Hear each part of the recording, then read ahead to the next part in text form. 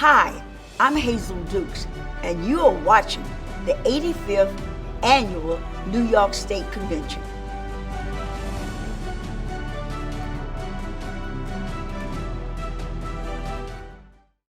Ladies and gentlemen, please welcome our New York State Governor, Kathy Hochul. Hi, everyone. I want to thank the NAACP for the invitation to address your 85th annual conference.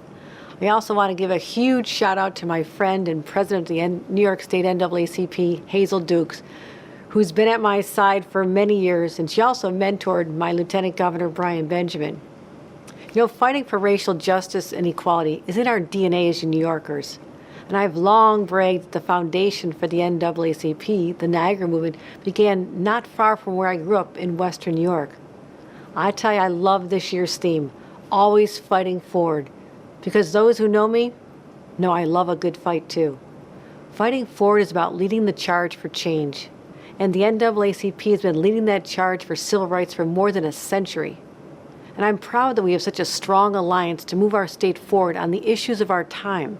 For example, voting rights.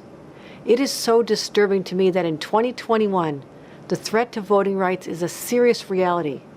We're seeing nationwide efforts in states like Georgia, Florida, and Texas to silence Black and brown voices. I commit to you that this will not happen in New York under my watch. Instead, we need to make it easier to vote.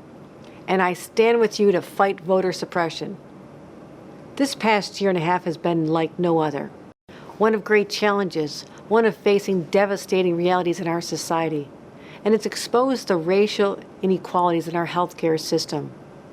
During the pandemic, I've made it a priority to partner with NAACP chapters and faith leaders all across New York State to help overcome hesitancy and build trust, and to make sure that we continue to bring the vaccine to underserved communities of color. Because we all know the best tool to return to normalcy is the vaccine. And I stand with you to make sure that Black and brown New Yorkers have full access to the vaccine and now the booster shot so they can all stay healthy.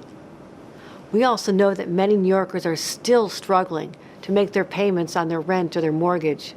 And that's why I brought back the Assembly and the Senate for an extraordinary session to pass a new eviction moratorium, and why I made it a top priority to accelerate rent relief directly to the people who need it the most. We also need to fight the historic injustice created by redlining and other barriers to homeownership for African Americans. And I stand with you to tear down those barriers.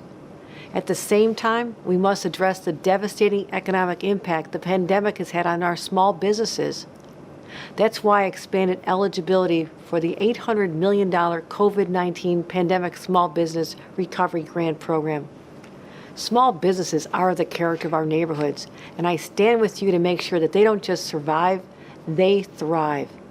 We also need to address societal injustices destroying too many lives, like gun violence.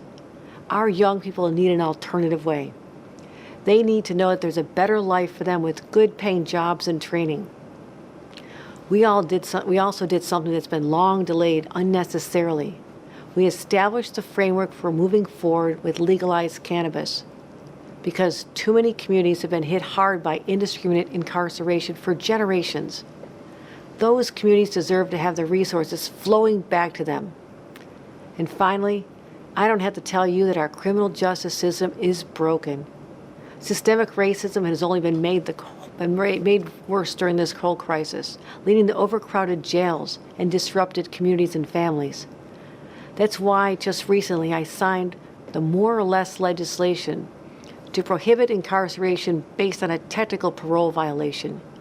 You shouldn't be thrown back in jail for being late to a parole meeting or violating a curfew. And this is just one step. I stand with you to tackle the 21st century challenges to justice and equality in our state and beyond.